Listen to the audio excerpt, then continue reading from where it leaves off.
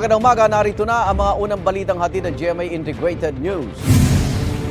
Arestado ang isang dating pulis at kanyang driver bodyguard na isinasangkot sa pagkawala ng beauty pageant contestant na si Catherine Camilon noong 2023. Noong Sabado, nahuli sina dating Police Major Alan De Castro at driver bodyguard niyang si Jeffrey Magpantay sa Balayan, Batangas. Naharap ang dalawa sa kasong kidnapping at serious illegal detention. Si De Castro ay tinuturong karelasyon umano ng beauty pageant contestant. Base sa investigasyon, magkikita dapat sila nung araw na nawala si Camilon. Itinanggi na ito ni De Castro noon. Huli nakita si Camilon noong October 12, 2023 sa ilang bayan sa Batangas, batay sa mga CCTV footage.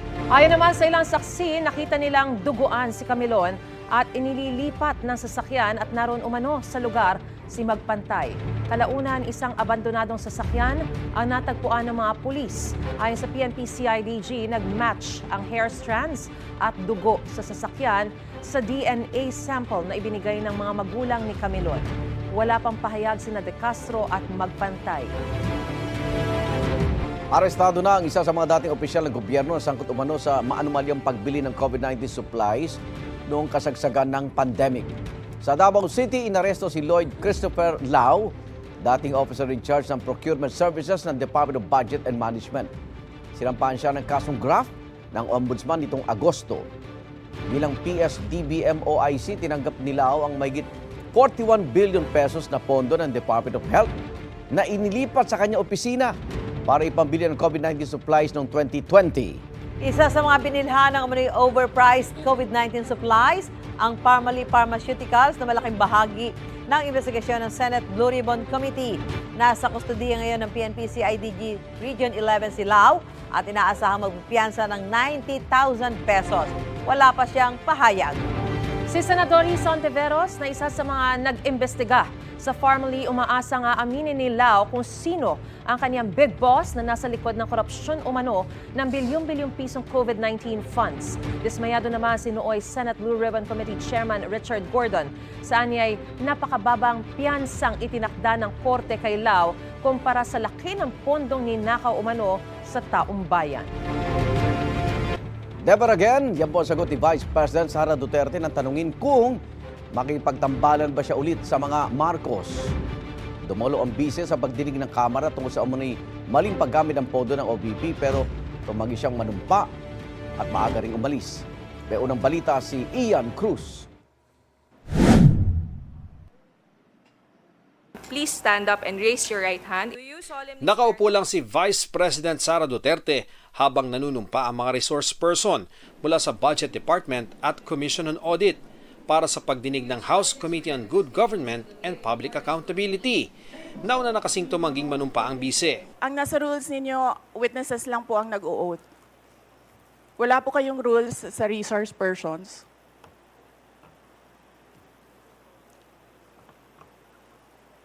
Ma'am, ano lang po yun eh. Yung term lang po yun eh. Pero considered as a resource person din po kayo eh.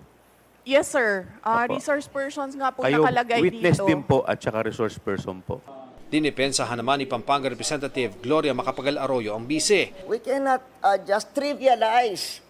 You're just a witness. You're a witness. Pareho na rin yung witness, resource person. They are not the same.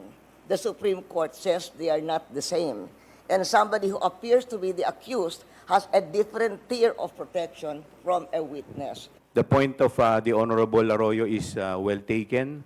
But we will proceed to the oath taking. If the Vice President refuse to take her oath, we will respect that. Ang pagdinig ay bunsod ng privilege speech ni Manila Representative Rolando Valeriano na nagpunto sa umano'y maling paggamit ng pondo ng OVP.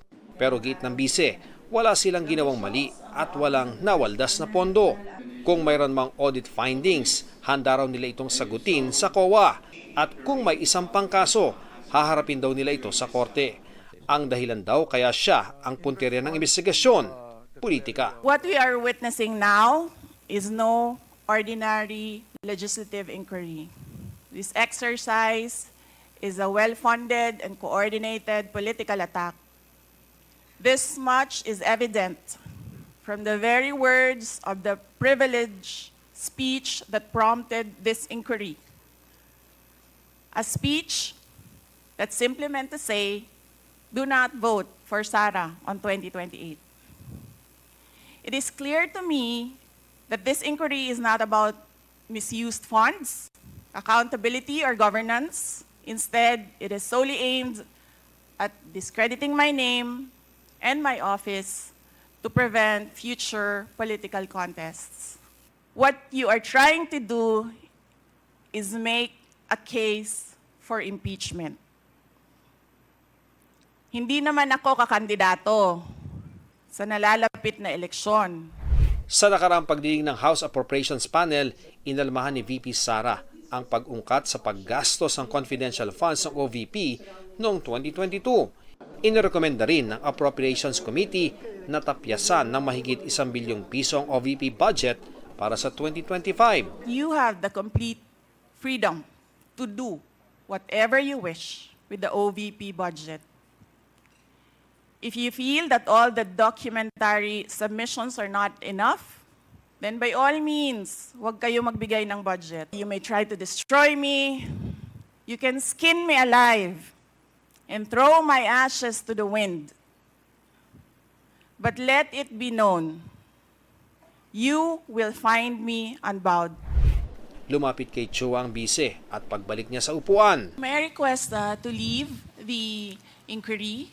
Ma'am, pwede naman po, considering na hindi naman din po kayo naka-oath and alam naman po namin, marami rin po kayong ginagawa. The Vice President is excused. Sakaling muling ipatawag ng Committee on Good Government, hindi pa raw tsak ng bise kung muli siyang makakadalo sa pagdinig. Nakadepende raw ang lahat kung ano ang gagawin ng komite. Sa ambush interview, sinabi ng bise na lantaran na ang ginagawa ng mga kinatawan para paghandaan ng impeachment laban sa kanya. Very obvious yung kanilang ginagawa na nagpa-practice sila kung anong gagawin nila. Tayo naman trabaho lang. With respect sa impeachment, wala naman po akong alam pa doon. So, hindi ko po alam. Wala po akong idea sa impeachment. Basta tayo, ginagawa lang po natin yung trabaho. Hindi man siya tinukoy, sumagot si Vice President Duterte sa pahayag ni Speaker Martin Romualdez na hindi nila kukonsinti ng hypocrisy at evasion ng mga ahensya ng pamahalaan patungkol sa budget. Malamang ako yon dahil tinatanong ninyo ako ngayon about sa kanyang speech at sinasabi ko kung ano yung ginagawa nila ngayon dyan sa loob, yan yung inilarawan niya sa kanyang speech. Sa ngayon, hindi pa raw sila nagkakausap ulit ni Pangulong Bongbong Marcos. Huli raw sila nagkausap noon pang nagbitaw siya bilang Education Secretary. Wala. Hindi naman kasi kami talaga nagkausap niyan. Hindi kami magkaibigan. Unang-una, nagkakilala lang kami dahil naging running mate kami. At nang tanungin kung may pagkakataon pang makipag-tandem siya sa mga Marcos. Oh, never again. Ito ang unang balita. Ian Cruz para sa GMA Integrated News. Baha na naman po sa Malabon. Kumustahin natin ang mga taga roon sa unang balita live ni Bea Pinla. Bea! Maris, wala nang ulan sa Malabon. Pero ang pagbuhos, kaninang madaling araw, nag-iwan pa rin ng kaunting baha. Kung makikita natin sa likod, medyo may kaunti pang baha. Pero kanina, naabutan natin na mataas pa yan. Ayon sa mga residente rito sa Adante Street, sanay na sila. Pero daing pa rin nila ang perwisyong dulot nito sa kanilang pamumuhay. Ang ilang mga mag-aaral na nakasalubong natin kanina, pahirapan nilusong ang baha papunta sa kanilang eskwelahan. Hindi rin daw sila tuluyang makaahon sa sunod-sunod na bagyong nanalasa rito nitong mga nakaraang buwan. Ang mga tricycle driver na nakausap din natin, hirap daw mabawi ang nababawas sa kita nila tuwing maulan ang panahon. Tumumal rin daw ang kita ng mga tindahan dito dahil mabilis binabaha ang lugar nila. Ayon sa mga residente, minsan kahit walang ulan ay binabaha dito bunsod ng high tide. Sa ngayon, wala na nga masyadong baha dahil lumuhupa na, pero may kataasan pa rin yung ibang lugar dito na kailangan pa rin daanan ng mga residente para makatawid papuntang Rizal Avenue. At yan ang unang balita mula rito sa Malabon. Bea Pinlac para sa GMA Integrated News. Nakaranas sa masamang panahon sa iba't ibang lugar sa Metro Manila dahil sa hanging habagat. Gaya sa Marikina, kung saan naka-alerto ang mga residente sakaling tumaas na naman ang tubig sa Marikina River. Bagamat lumabas na sa bansa ang Bagyong Helen at Bagyong Hener, may ilang mga residente ng Marikina ang oras-oras chine-check ang antas ng tubig sa Marikina River para raw makapaghanda sa posibleng pagbaha sa kanilang lugar.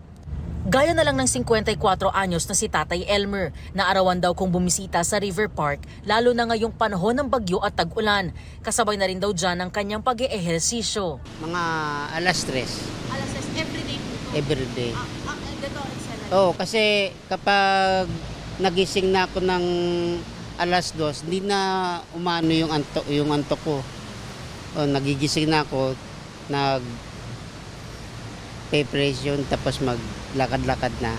Maririnig mo na yung kapag nasa 15. Una, inano na namin yung gamit. Tinatas na namin yung gamit. Hanggang alas 7 raw siya naglalakad-lakad sa Marikina River Park. Ganyan din daw ang daily routine ng 61 anyos na si Nanay Susana. Pag medyo tumaas-taas na andito ako, uwi na agad ng bahay. Kung ano yung mga gamit sa baba, kasi alam na ko naman na binabaha, i-separate ko na yun, i-akit ko na.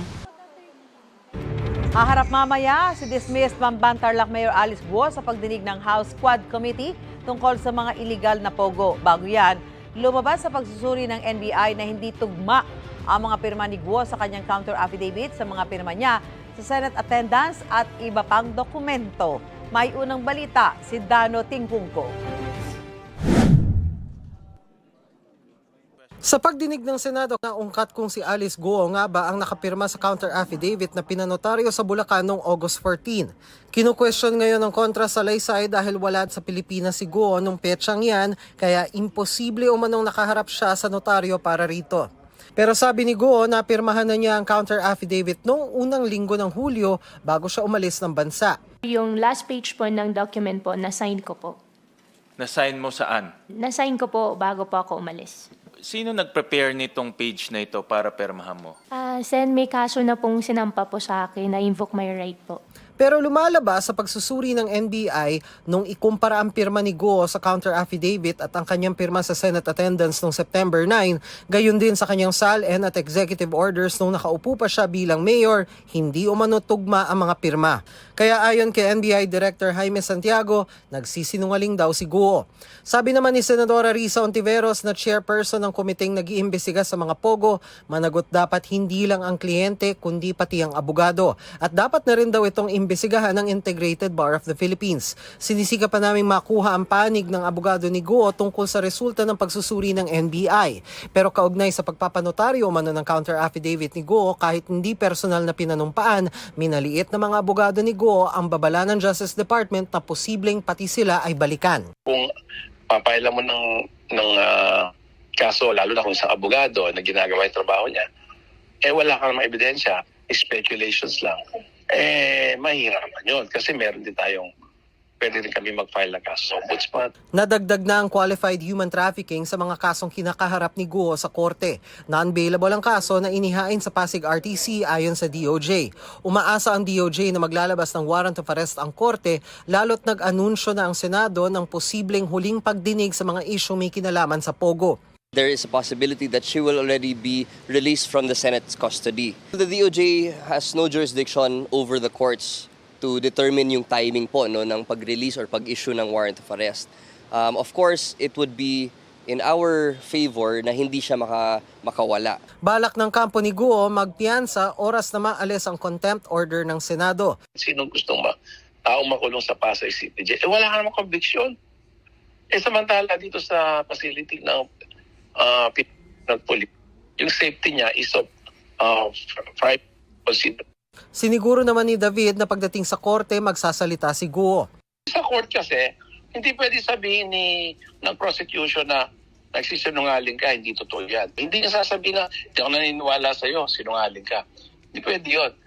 Sa gitna nito, sinabi ng PNP na sineseryoso nila ang lumabas sa Senate hearing na may dating PNP chief o mano na nasa buwan ng payroll ni Guo at tinulungan si Guo na makatakas. Well, no less than the chief PNP talked to me about that. Ang sinabi niya at gusto niyang iparating sa ating mga kasamahan sa media na there is no sacred cow dito sa gagawing investigation, even if it means holding liable ang isang former chief PNP. Kasunod ng pagkatakas ni Guo, may mga pangalan pang iniimbestigahan ng PNP pero wala raw dating PNP chief. We will see kung hanggang saan yung makukuha naming mga ebidensya o makakalkal naming mga impormasyon laban dito sa sinasabing former chief PNP na ito. Sabi naman ni dating PNP chief at ngayon Senador Bato de la Rosa, nababahala sa impormasyong ito ang iba pa mga dating hepe ng PNP. 24 na ex-PNP chief ang nabubuhay pa sa ngayon. So dapat, bago nila nilabas yun, kinonfirm muna, binalidate ng husto, at once validated, dapat alamin kung sino talaga yun at isabi yung pangalan. Hindi yung sabihin lang na parang na former chief PNP, para bang nagkakaroon tuloy ng pagdududa yung tao na ano ba ito? Is this part of a grand political plan? Para tuloy kasama sa maritis lang yan. Ito ang unang balita, Dano Tingkungko para sa GMA Integrated News. Mahigpit ang seguridad ng pulisya kay Alice Guo na haharap sa pagdinig ng Quad Committee ng Kamara mamaya. May unang balita live si James Agustin. James? Susan, good morning. Nantabayanan natin dito sa labas ng PNP Custodial Center sa Camp Crame yung paglabas ng convoy sakay si Alice Guo patungo sa Kamara ngayong araw. Ito ang unang beses na harap si Guo sa Kamara sa pagpapatuloy ng pagdinig ng Quad Committee sa iligal na operasyon ng POGO o Philippine Offshore Gaming Operators. Nauna ng hiniling ng Quadcom sa Valenzuela Regional Trial Court na makadalo si Guo sa pagdinig. Ayon kay Police Colonel Jean Fajardo, tagapagsalita ng Philippine National Police, may lumabas na court order na nag-uutos sa pulisya na dalhin si Guo sa Kamara. Kahapon din daw ay dumalaw ang abogado ni Guo sa Custodial Center. Maigpit pa rin ang security protocol na ipatutupad ng PNP Headquarters Support Service. Inaasahan na nakasuot ng bulletproof vest, Kevlar helmet at nakaposa si Guo. Gaya ng 2 beses niyang pagdalo sa Senate hearing matapos siyang maaresto sa Indonesia. Samantala ngayon Susan, umaga nakikita natin na meron ng movement dito sa PNP Custodial Center. May mga dumating na dito na mga pulis mula sa PNP Headquarters Support Service na kasama doon sa convoy. May nakita na rin tayong ambulansya mula sa PNP General Hospital. At ang inaantabayanan natin yung pagdating ng carousel bus, yung coaster bus na kung saan sasakay itong si Alice Guo. Yan muna yung litas mula rito sa Camp Crame. Ako po si James Agustin para sa GMA Integrated News. Tuloy-tuloy ang pagre-recruit ng Armed Forces of the Philippines sa mga reservist para mas mapalakas ang puwersa ng bansa. Kabilang sila sa mga isasabak sakaling lumala ang tensyon sa West Philippine Sea. May unang balita si Chino Gaston. Sira ang plan nila. Sakaling mauwi sa gyera ang patuloy na paninigil ng China sa mga barko ng Pilipinas, hindi lang ang mga sundalo ng AFP ang matatawag para idepensa ang bansa. Sasanib sa tinatayang 150,000 na puwersa ng militar ang mga reservists o mga sibilyang nakapagsanay sa military training at bahagi ng AFP Reserve Command. Sa ngayon, wala pang 2 million ang bilang ng mga reservists sa bansa. Preparation should start immediately, no? Kasi hindi natin alam, lalo na ngayon, nowadays, ang gera will be by missiles, by drones, no? We call it cyber warfare or destroying the internet, you know. Kaya kailangan i-recruit din natin yung mga internet specialists. Ang 52 anyos na nurse na si Merjane de Guzman kasama sa mga nagpa-enlist sa AFP Reserve Command recruitment na isinagawa sa San Juan. Ang tatay ko at ang mga tiyuhin ko po ay sundalo. So kahit papaano po may background na po kasi din ako, and then mula pa po kasi sa pagkabata, gustong-gusto ko rin po sana magsundalo. Bukod sa kanya, nagpa-enlist din ang ilang opisyal ng LGU. Mahalaga na ang ating mga mamamayan ay mabigyan po ng sapat na kasanayan at kaalaman sa pagiging isang reservist. Isa naman sa mga reserve units ang 2nd Signal Reserve Battalion ng Sunshine Media Network Incorporated, ang media company ng KOJC ni Pastor Apollo Kibuloy. Batay sa records ng Philippine Army, may mahigit 400 reservists ang SMNI. Wala naman daw problema na maging reservist ang mga miyembro ng religious organizations, basta huwag sila masasangkot sa mga illegal na gawain. Isa sa mga hinahanap ngayon ng mga pulis ang tinaguriang Angels of Death na private army umano ng pastor.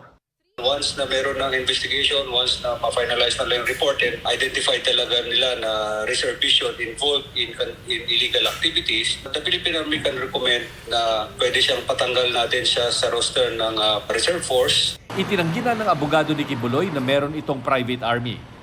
Samantala, sa mga nais namang humabol na magpa-enlist, bukas ang mga booth sa San Juan City Hall atrium hanggang katapusan ng buwan. Dalhin lang ang kinakailangang requirements para sa enlistment at tandaan na iba naman ang kinakailangang requirements para commissioning. Ito ang unang balita, Chino Gaston, para sa GMA Integrated News.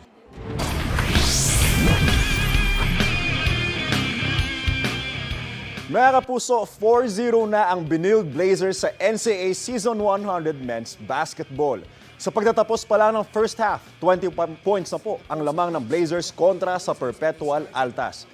Nagpatuloy ang kanilang pag-dominate sa game hanggang matapos sa final score na 78-51. Nakuha naman ng JRU Heavy Bombers ang kanilang unang panalo laban sa San Sebastian Golden Stags. Tinalo nila ang Stags sa score na 90-74. Pwede po mapanood ang mga laro tuwing Martes, Sabado at Linggo sa GTV. Tuwing Martes, Sabado, Miyerkules at Biyernes naman po ito sa Heart of Asia. Naka-livestream din ang mga laro ngayon sa season sa social media pages ng NCAA Philippines at GMA Sports. All-out support and love mula sa Philo Icons ang natanggap ng global girl group na Cat's Eye sa kanilang fan showcase sa Manila. I'm from Manila, Philippines. Warm welcome ang sumalubong sa Filipina leader na si Sofia at members na sina Megan, Mano, Daniela, Yunche at Lara. Sinuklian naman yan ng grupo ng all-out performance ng kanilang ilang hit songs gaya ng Debut, My Way at Touch. Nag-guest din ang grupo sa It's Showtime kahapon. Ang Cat's Eye ay nabuo mula sa survival reality show ng Hybe at Geffen na Dream Academy. Sa interview ng GMA Integrated News, shinare ng Cat's Eye ang insights nila sa kanilang career ngayon. With all these like busy schedules, like it's so crazy, but we still manage to like find like the fun of it. It's a lot of like lessons learned and like little things that we're like, oh, we should try this one. We're finding our little like tips and tricks. It's really opened us up to a new audience of people, and it's just been crazy. We're so grateful. It's a lot of work, but we love doing it. We enjoy doing it, but finding a balance and staying mentally strong and physically strong is very important.